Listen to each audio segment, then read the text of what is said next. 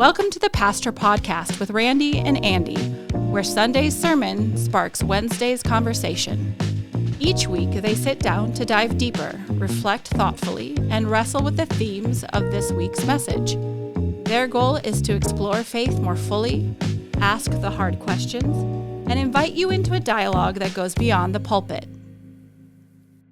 Welcome into the podcast, everybody. I'm Pastor Randy Moore. And I'm Pastor Andy Payton. It is a new month and a new theme, and we're talking about stewardship, really, when it comes right down to it. Yeah. Stewardship series is upon us. It's a November staple. It's a November tradition. Yeah. I enjoy stewardship, though. I love to talk about stewardship because it's much more than just money. Mm-hmm. It's about inviting people to think about, inviting us all, both individually and collectively, to think about how are we utilizing our gift and gifts in terms of our relationship with God. And so everything is stewardship. Mm-hmm. It's not just our money. A lot of times we kind of center on the money part of it, but we miss the other. Yeah. So stewardship is the topic, but entrusted this year is the theme. Is the theme, yeah. And the tagline is, all we have is a gift, ultimately. Our time, our resources, our talents, all gifts, our very life, really. And then because of that, everything we do becomes stewardship. Mm-hmm. And it's interesting, if you break down the word stewardship itself, the etymology of the word is where we also get the English word economy. Okay. And so you're basically asking yourself, how is the economy of my life? How is the economy in terms of, am I using my gifts in a faithful way? And it's a very helpful practice. Yeah. And money is important. It's just that it's not the only thing. No, it is critically important. It is huge. I mean, our resources in terms of our money is a major conversation. It's a very important conversation. Jesus talks a lot about money. And John Wesley talks a lot about money. Money, it appears, and you need to talk about it. And we will, because it's such a big topic, but it's broader, as I've been saying, though, too. Yeah, the text that you worked with last week in your first stewardship sermon of the season came from Luke. Most of our lessons, this is the year of Luke, so most of our lessons from the New Testament, from the Gospel, have come from Luke. Not all of them, but this one comes from Luke 6:20-31, and it'll sound somewhat familiar because Matthew has maybe the most famous speech of Jesus, the Sermon on the Plain, goes through chapters 5-7. Sermon on the Mount. What did I say? You said Sermon on the Plain. Okay, I got ahead of myself. Jesus' Sermon on the Mount in Matthew, and in Luke, it is the Sermon on the Plain. So it's interesting that Luke, he appoints his his disciples, the 12, on the mountain, and then comes down to give the speech. Mm-hmm. And in Matthew, that speech that Jesus gives is given on the mountain. And another thing, a difference that you'll notice, the blessings, we call them Beatitudes in Matthew. The blessings are there as well in Luke, not as many of them, but Luke includes woes. Mm-hmm. So let's just jump right in this and read it. All right, Luke 6:20-31. Do you want to kind of break it down, like, we'll go through the blessings, stop, talk about it. Yeah. Get into the woes, stop, talk about that'd it. Be great. And then we can end with the that last section. If you want to try that, let's do that. We've never done that before. But. So on the fly, just make a decision.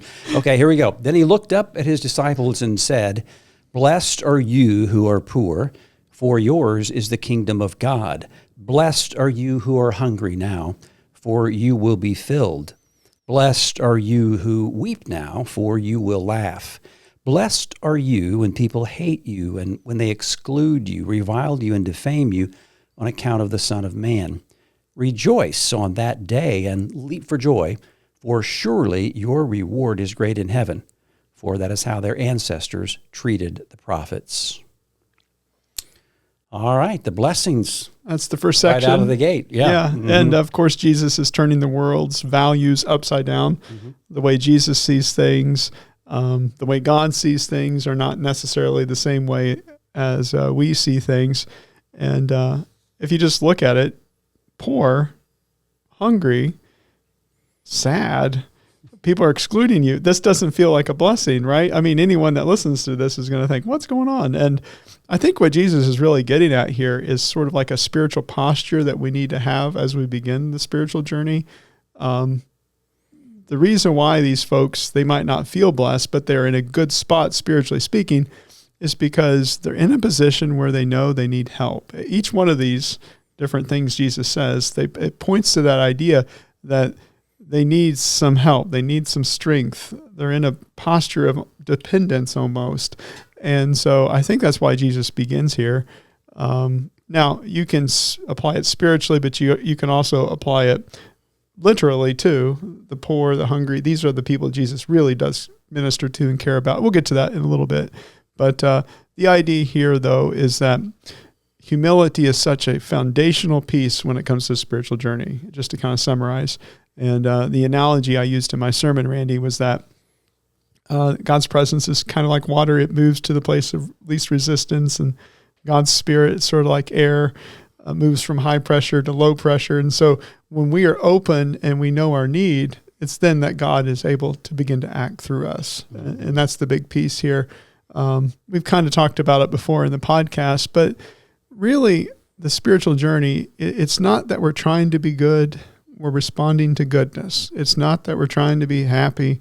We're responding to happiness. It's not that we have our future all figured out.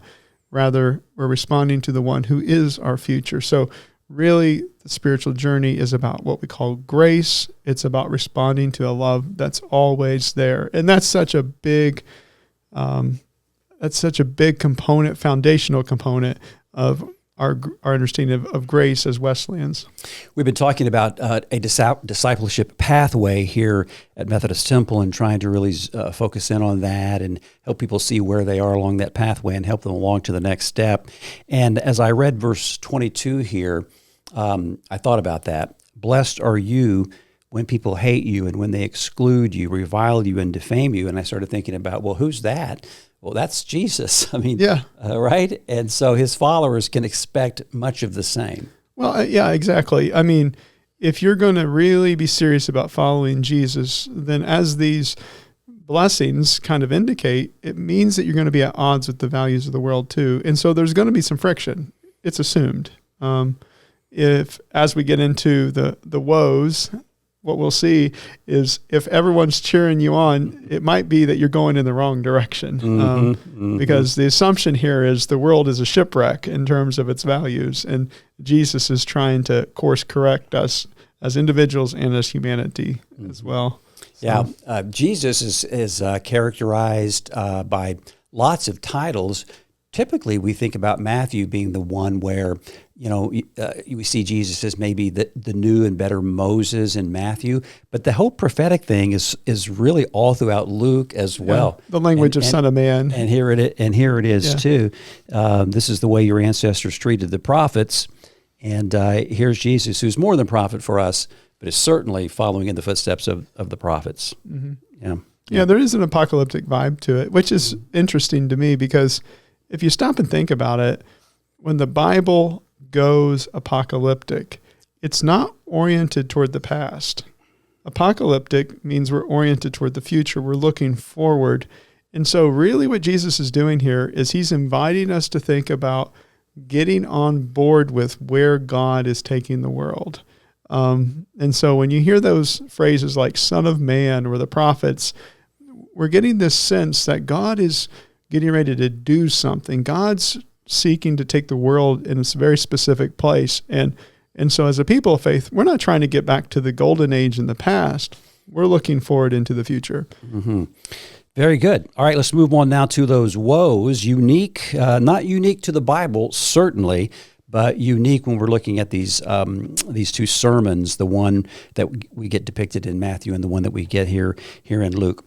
Verse 24 then begins, "But woe to you who are rich, for you have received your consolation. Woe to you who are full now, for you will be hungry. Woe to you who are laughing now, for you will mourn and weep. Woe to you when all speak well of you, for that is how their ancestors treated the false prophets." Okay. So we have the direct opposite. Mm-hmm. Blessed are we when we are humble, and then woe to us when we are full, essentially.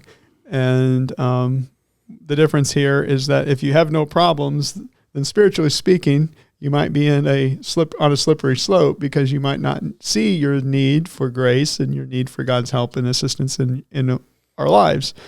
The story that I used in my sermon was one we used last week, Randy, where it's the story of the Pharisee and the tax collector. The Pharisee walks into the temple to pray, full of self-assurance, full of his works, thanks God that he's not like sinful people, in his mind, sinful people.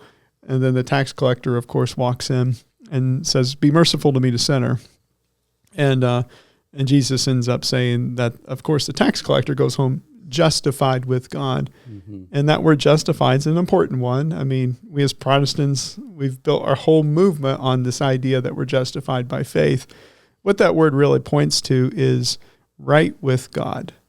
The person who's right with God ultimately is the one that acknowledges their need for God.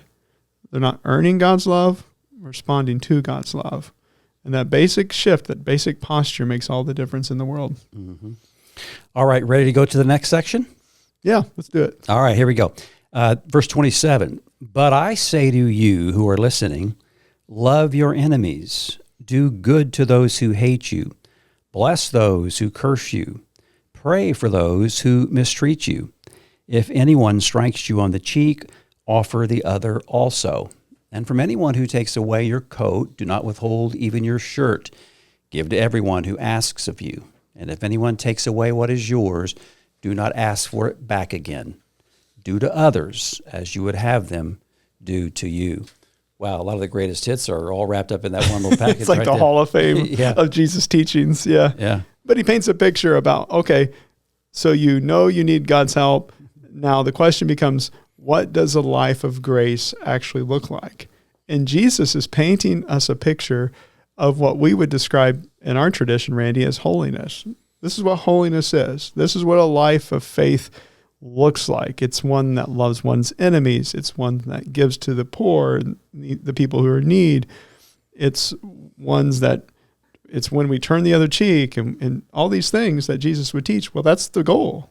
That's what a life of grace looks like. In my sermon, I talked about two different ways of thinking about like justice. There's law and order justice, and there's a justice based upon grace, or even what some people would call social justice sometimes. I tried to steer clear of that term because, well, it takes people places in their minds when you use that phrase. But let me talk about it just in a different way, I guess.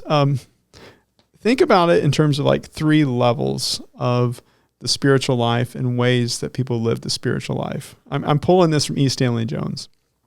He talked about there's three different basic approaches to the ethical life. And there's the first, he calls it the demonic. The second is the legalistic. And the third is the Christ-centered path. So what is the demonic? Jesus, of course, teaches a lot about casting out demons, and he does a lot of that kind of thing. Well, E. Stanley says a person is in the posture of the demonic when they take God's good gifts and they manipulate them for themselves. So you're taking it and you're twisting it and you're using that for your own selfish gain. That's the demonic. Next stage is the legalistic. According to E. Stanley, that group of folks, that category, if you will, is where most people are. He calls the legalistic the group of people who do good to those who do good to them, mm-hmm. and do evil to those who do evil to them. Oh, good. So it's that tit for tat kind of mentality. If you scratch my back, I'll scratch yours. But if you don't treat me how I want to be treated, then I'm going to repay that evil with evil. Mm-hmm. That's the legalistic motif. And that's how most people, according to Dr. E. Stanley Jones, that's how most people live their lives. Okay, but that's not what this says. He calls it the law of Christ, law based upon grace. And so what does a Christ-centered life look like? Well, he says a Christ-centered, grace-filled life returns evil with good. Mm-hmm. Mm-hmm. And he says that's the path to transforming the world. Yeah. And he said, and it's a higher law. It's the powerful reach down to the lowly, and they seek to lift them up. That's the posture of grace. That's the posture of the gospel. This is slightly off topic, but I've been reading more of John Cobb, the process theologian, and he says that humanity is on really kind of a collision course with elimination because of violence, and he says that if we don't adopt this is the only thing right here. This is the only thing that'll save us for our salvation. Is this Jesus way of thinking about it that has to do with loving your enemies. Yeah, loving people who. An enemy is a broad term, right? That's it could be anyone that you assume they are against. They are against me. That's an enemy. It's not just people who want to do violence to us. It could be anybody that we feel like is against us. The Jesus posture, the posture of grace, the dare I say, the posture that is working with God is the one that seeks to do good to even those who are doing evil to us.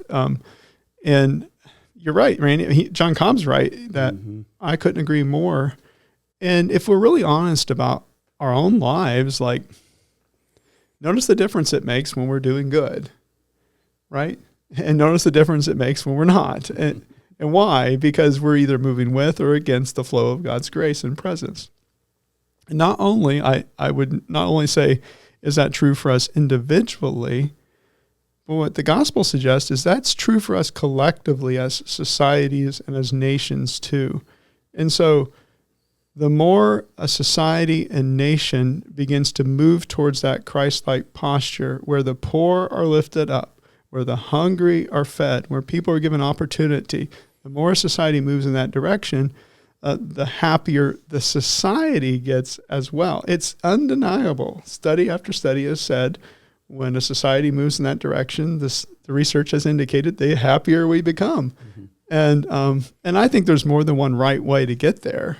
You know, it's not that I'm making like a statement of this is the way we should organize politically. That's not what I'm saying. You know, I'm saying there's more than one right way to get there. But getting there is imperative to our well-being and our continuation as a species too. I mean, this is not like just a good idea. And then you did what you always do. You tried to sort of look for this and see how much this kind of thing is going on right here among our own people. And you gave some really wonderful examples about the powerful reaching down to the weak. Yeah, and we're the powerful, right? I mean, in one sense, I feel like we're fairly privileged. I mean, let's be honest. And it was All Saints Sunday, so it was an easy Sunday to talk about these examples. And I just mentioned some people from our church. Lila Allen was a person who made meals for us consistently. Her gift was hospitality.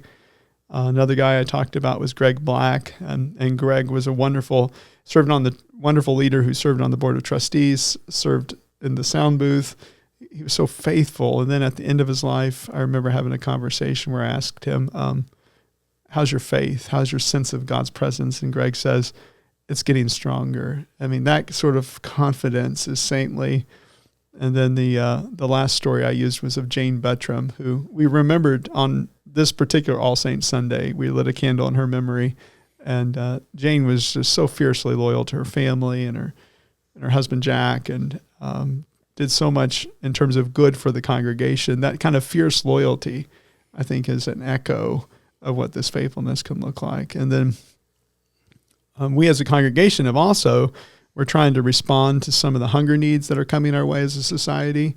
And so we've decided to match up to $10,000. So we have an endowment for missions, and so we've released up to $10,000 as a match to be given to the local food bank. And then we've also released another $5,000 to help us supply our blessing box, which provides food for people to come pick up. It's open to the public. People come pick up food there all the time. And then we're also thinking about making some Thanksgiving baskets for some of our local neighbors as well. And so these are ways, of course, we're trying to pick people up, lift them up. So, and one last example, Mabel. Oh, Mabel Crabb, oldest member of our congregation. She was in worship this past All Saints Day. It was her birthday, and she turned 102 years old that Sunday. We sang her happy birthday. And she used to like to be here every Sunday. Now it's at least on her birthday Sunday. On her birthday Sunday, yeah. And last week, knowing that it was coming, her birthday was coming up, I went to visit her, and I just asked her about her story, Randy. And she said that her parents were German immigrants. They moved to Huntingburg, Indiana in the early 1900s. Mabel was born in 1923. And so if you think about it, she lived through the Great Depression. She saw our society and world change dramatically throughout her lifetime. She told a story about whenever she was a child living in the Great Depression, though. She didn't know she was poor. That was just the way everyone was where she lived. But her mother would take clothes that were handed down to them, refashion them so that Mabel could wear them to school. And I think that's a great analogy, or illustration of faith. We take that which has been worn by others, refashion it for ourselves, and then we seek to live into it. And so when we think about what gifts have we been entrusted with, well, we've been entrusted with these saints, right? These people in our lives who've lived the faith and inspired us in such a way that we want to live in the faith too. And we take what they've given us, we refashion it, we try to live into it. And so, I ended my sermon by saying, someone's prayed for you. Someone has invited you. Someone said something about the love of Jesus at some point. The question becomes, what are we going to do with that gift? I love All Saints Sunday. It's kind of a pastor thing to love because it's kind of like a mini funeral almost, a memorial. But it is such an important date in the life and the calendar of the church. In the Protestant tradition, we don't have like a specific process of identifying people as saints. That's more of a Roman Catholic thing. Yeah. But it does give us an opportunity to share stories about people where we celebrate who they were and how they echoed God's love and Christ's love to us. And I love it. It's one of my favorite Sundays. Mm-hmm, mm-hmm. Okay, week 2 here in November. So we're continuing the Entrusted series, and this weekend we're going to talk about what does it mean for us to be entrusted with the gift of hope. Mm-hmm. What are we going to do with that hope that we've been given? All right, very good. All right. Wonderful that you're with us again this week. We really appreciate it. We want to make the invitation that if you don't have a church home and maybe you're looking around a little bit, you found the podcast and maybe you could find the church, or we welcome you to worship with us virtually. But we just really appreciate the fact that you watch our podcast. Hope you have a great week, and we'll see you again next time. Thank you for listening to the Pastor Podcast with Randy and Andy. We hope you'll join us next week. We see Christ in you.